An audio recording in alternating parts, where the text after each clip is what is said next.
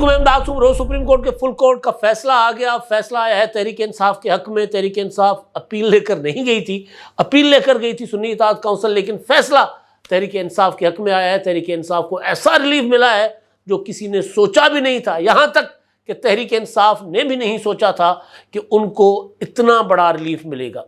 फैसला हो गया, फैसले पर अमल दरामद भी होगा क्योंकि सुप्रीम कोर्ट का फैसला है, मगर इस फैसले को एक बार फिर सुप्रीम कोर्ट की जानिब से आइन को रीराइट करने के मुतरादिफ करार दिया जा रहा है। इस फैसले को एक बार फिर नया आइन लिखने के अलावा नजर ज़रूरत को जिंदा करने के मुतरादिफ करार दिया जा रहा है।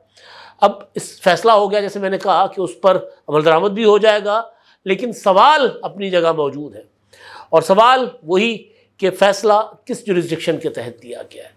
अपील यानी 185 के तहत अपना गई थी सुन्नी इत्तेहाद काउंसिल, और सुन्नी इत्तेहाद काउंसिल ने मुद्दा ये रखा था कि जनाब हम सुन्नी इत्तेहाद काउंसिल हमारे आज़ाद अरकान ने हमें ज्वाइन किया, लेकिन इलेक्शन कमीशन ने हमें सीटें नहीं दी मखसूस ख़वातीन की और अक़लियतों की। ये टोटल मुद्दा था।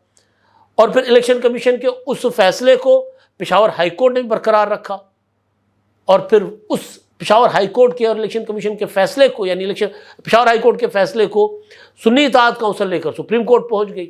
सुप्रीम कोर्ट में 1 दर्जन से ज़्यादा समाअतें हुई और 13 रुकनी फुल कोर्ट ने चीफ जस्टिस की सरबराही में उसको सुना, और जो आज फैसला सुनाया गया जस्टिस मंसूर अली शाह साहब ने सुनाया, और फैसला 8-5 से, यानी 8 जजों ने PTI को, सुन्नी इत्तेहाद काउंसिल को नहीं, PTI को मखसूस नशिस्तें दी जो कि अपील जिनकी नहीं थी, और जो है वो 5 जजों ने उस फैसले से इख्तलाफ किया, और 4 हिस्सों में फैसला है, यानी 4 मुख्तलिफ आरा हैं इसमें। लेकिन जो सवाल बुनियादी है वो ये है कि 13 के 13 जज साहिबान ने कहा है कि PTI बतौर पॉलिटिकल पार्टी थी और है, और इंतखाबी निशान की महरूमी से किसी पॉलिटिकल पार्टी को इंतखाबात से बाहर नहीं रखा जा सकता।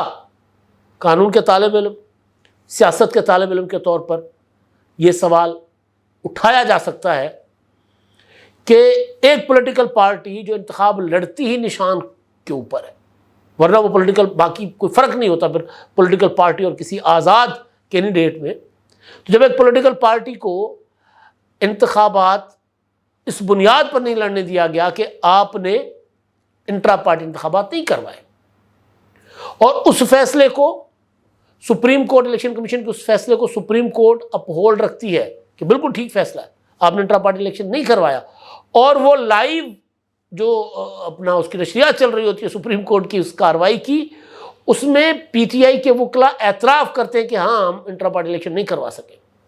2 रोज़ पहले तहरीक इंसाफ के सरबराह इमरान खान साहब जो हैं वो सहाफ़ियों से गुफ्तगू करते हुए फरमाते हैं कि जी मुझे चीफ जस्टिस साहब बताएं कि हम तो सब रूपोश थे, हम तो सब अंडरग्राउंड थे, हमारी पार्टी सारी अंडरग्राउंड थी, तो हम इंट्रा पार्टी इलेक्शन कैसे करवाते। ये एतराफ़ था कि हम इंट्रा पार्टी इलेक्शन हमने नहीं करवाया, ये एतराफ़ था। अगर हम आम इंतखाबात से पहले जो इलेक्शन कमीशन ने इनको कहा था कि इंट्रा पार्टी इंतखाबात करवाएं, ये 2024 वाले आम इंतखाबात, अगर हम उस तक भी महदूद रखें तो भी PTI के सरबराह जो हैं बानी PTI इमरान खान साहब एतराफ़ कर चुके हैं कि फ़ैसला ठीक है इलेक्शन कमीशन का और फिर सुप्रीम कोर्ट का। लेकिन वो ये कह रहे हैं कि हम, हमारे ऊपर तो जबर हो रहा था, हमारे लोग तो रूपोश थे। तो जो इलेक्शन लड़े थे इंट्रा पार्टी वो तो रूपोश नहीं थे, या जिनको जो ड्रामा रचाया गया था, और फिर मामला तो 2017 से चलता आ रहा है। तो इमरान खान ने एतराफ़ कर लिया कि हमने इंट्रा पार्टी इलेक्शन नहीं करवाए। सुप्रीम कोर्ट ने कहा कि इंट्रा पार्टी इलेक्शन ना करवाने की बुनियाद पर जो बल्ले का निशान वापस लिया गया PTI से, उनको इंतखाबी निशान नहीं दिया गया, फैसला दुरुस्त।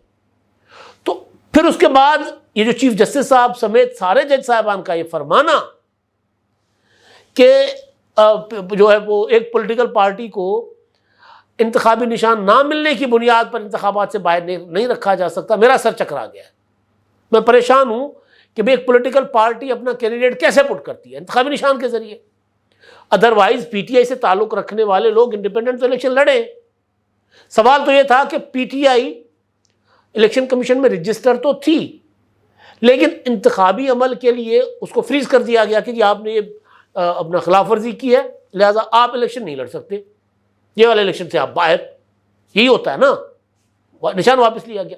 ये बिल्कुल इसी तरह है कि किसी का बैंक में अकाउंट हो और वो किसी वजह से फ्रीज कर दिया जाए, लेकिन अकाउंट फैसला उसके ऊपर ये आए, एक अदालत के फैसला है कि ये अकाउंट फ्रीज हो गया, और फिर वही अदालत ये फैसला दे कि अकाउंट फ्रीज करने का मतलब ये बिल्कुल नहीं है कि वो अकाउंट इस्तेमाल नहीं कर सकता, उससे पैसे विड्रॉ नहीं कर सकता।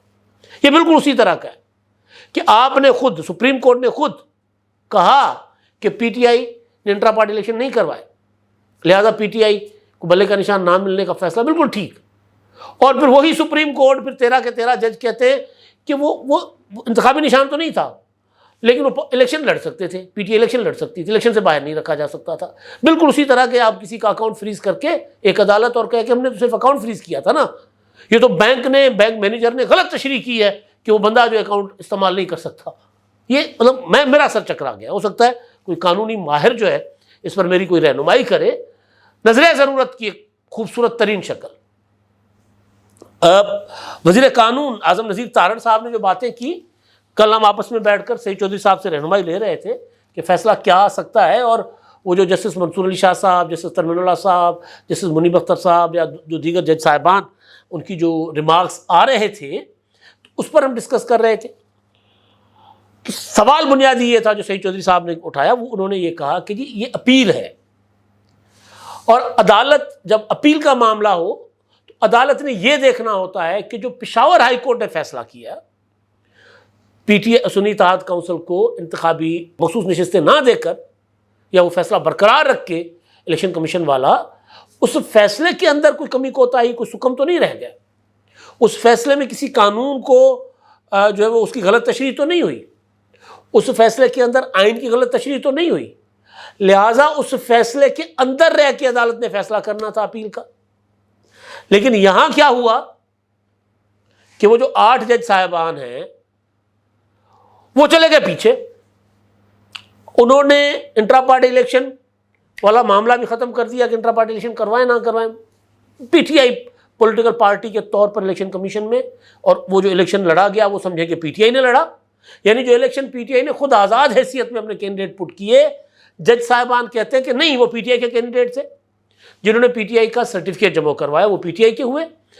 और अच्छा, अब एक एक हल्के में 7-7 लोगों ने सर्टिफिकेट जमा करवाए हैं, तो उसका क्या करेंगे। लेकिन बहरहाल उन्होंने कहा कि जी पार्लियामानी पार्टी है पीटीआई, जो मखसूस नशिस्तें हैं वो पीटीआई का राइट है। सुन्नी इत्तेहाद काउंसिल, अच्छा गई सुन्नी इत्तेहाद काउंसिल अपील में। अब आप देखें ना कि अपील में मामला उस फैसले के तहत आगे बढ़ना है या फैसला उसी की रोशनी में आना है जो अपील है, जो अपील में मांगा गया। अपील में मांगा क्या गया है कि सुन्नी इत्तेहाद काउंसिल कहती है कि जी ये हमारी मखसूस नशिस्तें बनती थी, उन्होंने हमें नहीं दी। जज साहिबान ने वही काम किया परवेज मुशर्रफ के 12 अक्टूबर के मार्शल लॉ के खिलाफ, और सुप्रीम कोर्ट ने क्या किया कि मार्शल लॉ के इक़दाम को वैलिड करने के अलावा वो जो मांगा नहीं गया था वो दे दिया। वो क्या था कि आप 3 साल तक आइन में भी तरमीम कर सकते हैं, यानी एक डिक्टेटर को 3 साल तक आइन में तरमीम करने की इजाज़त दे दी, आइन को रीराइट कर दिया, नजर ज़रूरत के तहत फैसला दिया। दूसरा 63A का मामला, पंजाब में अपना वज़ीर आला के इंतखाब का मामला और मुनहरिफ अरकान के वोट कास्ट करने का मामला, उसमें परवेज़ इलाही को वज़ीर आला बनाने के लिए उस वक्त की सुप्रीम कोर्ट ने आइन रीराइट किया। उन्होंने तहरीक अदम एतमाद को सिरे से उड़ा दिया। उन्होंने कहा कि जो बंदा अपनी पार्टी से मुनहरिफ होगा वो नाअहल तो होगा, डीसीट तो होगा ही, उसका वोट काउंट भी नहीं होगा, यानी उसको जुर्म करने नहीं दिया जाएगा, पहले रोक लिया जाएगा लेकिन साथ साथ उसको सजा भी दी जाएगी। तो ये आइन रीराइट करना कोई पहली बार नहीं हो रहा, ये पहले भी होता आ रहा है। बुनियादी सवाल जो मैं बार बार कह रहा हूं वो ये है कि ये 184(3) के तहत भी नहीं थी, मफाद आमा का मामला भी नहीं था, ये मामला एक पॉलिटिकल पार्टी लेकर गई थी, उस पॉलिटिकल पार्टी की जगह दूसरी पॉलिटिकल पार्टी को दिया गया रिलीफ। अब जो सईद चौधरी साहब कह रहे हैं कि ये 187 के तहत ये फैसला दिया गया है, और 187 के तहत अगर नजर ज़रूरत की ईजाद की गई थी इसमें कि इंसाफ की मुकम्मल फराहमी के लिए अदालत कुछ भी कर सकती है, तो ये किया गया कि पीटीआई जो इलेक्शन नहीं लड़ी, जिसका इंट्रा पार्टी इलेक्शन का फैसला उसकी इंट्रा कोर्ट अपील भी पड़ी हुई है, 8 फरवरी के इंतखाबात के हवाले से पीटीआई की अपीलें भी पड़ी हुई हैं। सबका एक फैसले में फैसला हो गया, सबका। और फिर वो जो तशरीह के नाम पर जो मलबा इलेक्शन कमीशन पर डाल दिया गया, उससे मुझे यूँ लगता है माजरत के साथ कि हमारी पूरी की पूरी अदलिया पीटीआई के ट्रोल्स के दबाव में आ गई है, पीटीआई के जो टैक्टिस है उसके दबाव में आ गई है। वरना मैं बार बार कह रहा हूँ कि कोई ताना, कोई सियाना मुझे बताए कि एक पॉलिटिकल पार्टी से इंतखाबी निशान छीनने का, वापस लेने का मतलब क्या होता है। कि जी इलेक्शन कमीशन ने गलत तशरीह किया, इलेक्शन कमीशन के ऊपर मलबा डाल दिया, खैर हो गया। अब इसका ज़ाहिर है पाकिस्तान के अपना सियासत के अंदर इसका ज़ाहिर कई नेगेटिव और अदालत के अंदर इसके कई मनफी असरात होंगे। हुकूमत आज़म नसीर तारड़ साहब परेशान होने का हम तो अमल तो करेंगे, लेकिन अब हमें समझ नहीं आ रहा कि फ़ैसला किस उसके तहत दिया गया है। उन्होंने कहा कि आइन रीराइट हुआ है और हमें भी लगता है कि आइन रीराइट किया गया है। बहरहाल अब इसमें जो मुख्तलिफ अपना चीफ जस्टिस ने भी इख्तलाफी नोट लिखा है, उसके अलावा अपना जो है वो जस्टिस जमाल मंदोखिल साहब, जस्टिस नईम अख्तर अफगान साहब, जस्टिस अमीनुद्दीन खान साहब, इन्होंने अक्सरियती फ़ैसले की मुखालफत की है। जस्टिस मंसूर अली शाह साहब, जस्टिस मुनीब अख्तर, जस्टिस मोहम्मद अली मजहर, जस्टिस आयशा मलिक, जस्टिस अतर मिनुल्लाह, जस्टिस हसन अजहर रिजवी, जस्टिस शाहिद वहीद और इरफान सादत, ये वो लोग हैं जिन्होंने कहा है कि जी ये सीटें सुन्नी इत्तेहाद काउंसिल का नहीं। मुझे हंसा आ रहा है कि तहरीक इंसाफ का हक है। अच्छा, जस्टिस यही आफरीदी ने अपना एक अलग नोट लिखा है, काजी फाइज और जमाल मंदोखिल साहब ने एक अलग इख्तलाफी नोट लिखा है, जस्टिस अमीनुद्दीन खान ने और जस्टिस नईम अफगान ने अलग इख्तलाफी नोट, यानी 4 अलग अलग आरा आई हैं इस फैसले में। और फैसले के बाद अब हुआ ये है कि वो जो मखसूस नशिस्तें जो नून लीग, पीपल्स पार्टी, JUI और MQM में तकसीम हुई थी, अब वो तहरीक इंसाफ को वापस मिलेंगी। अभी तक जो बताया गया है वो ये है दस्तावेज़ात के मुताबिक कि जो PTI के 80 अरकान हैं यानी सुन्नी इत्तेहाद काउंसिल के, उनमें से अच्छा सुन्नी इत्तेहाद काउंसिल का वजूद ही ख़त्म हो गया। जो मखसूस सीटें लेने के थे उनका वजूद ख़त्म कर दिया अदालत ने अपने फैसले के ज़रिए, ख़त्म हो गया उनका वजूद। तो सुन्नी इत्तेहाद काउंसिल जो आज़ाद अरकान जो थे 80, उनमें से 40 अफराद जो हैं जिनके पास पार्टी का सर्टिफिकेट नहीं था, उनको भी ये मौका दिया गया है कि आप 15 दिन के अंदर अंदर जिस भी पॉलिटिकल पार्टी के साथ आप ताल्लुक़ अपना रखना चाहें रखें और उनका सर्टिफिकेट लेकर जमा करवाएं। लिहाजा है ये PTI कई सर्टिफिकेट लेंगे। अब हुआ ये है मजमूई तौर पर कोई 79 सीट्स तहरीक इंसाफ को कौमी असम्बली और 4 सूबाई असम्बलियों में मिली हैं, जो अपना मतलब आज़ाद अरकान की बुनियाद पर जो मुतनासिब उसके साथ बन रही थी। अब कौमी असम्बली में अक़लियत ख़वातीन की 20, अक़लियतों की 4 नशिस्तें PTI को मिली हैं और अब PTI की वहाँ नशिस्तें हो गई हैं 116, नून लीग 108 और पीपल्स पार्टी की बन गई 68। और मजमूई तौर पर कौमी असम्बली में हुकूमत को जो धचका लगा है, वो हुकूमत जा वाकई नहीं रही, लेकिन हुकूमत को धचका ये लगा है कि हुकूमत अब आइन में तरमीम नहीं कर सकती। हुकूमत के पास 2/3 मेजॉरिटी नहीं रही। हुकूमत चाहती थी कि जो जजेस का तकर्रुर है, जजेस की जो कंडक्ट की जब वो खिलाफ वर्जी करें तो उनको बर्खास्त करना, उनको बरतरफ करने का जो अख्तियार जजों के पास ही है, तो उसमें तरमीम हुकूमत चाह रही थी करना, तो ज़ाहिर है वो नहीं कर सकती।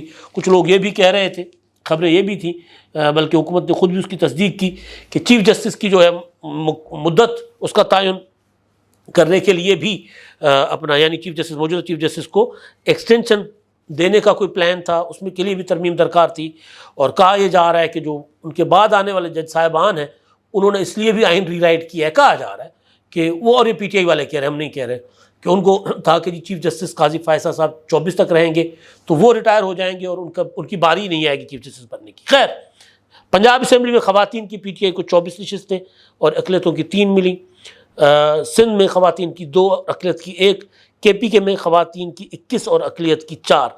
तो ये मजमूई तौर पर तहरीक इंसाफ को इस फैसले से एक फ़ायदा नहीं हुआ। एक तो तहरीक इंसाफ जो इलेक्शन नहीं लड़ी थी इंट्रा पार्टी इंतखाबात ना करवाने की वजह से, इलेक्शन ना लड़ने के बावजूद उसको पॉलिटिकल पार्टी सुप्रीम कोर्ट ने अपने फैसले में डिक्लेयर कर दिया कि वो पार्लियामानी पार्टी वो है।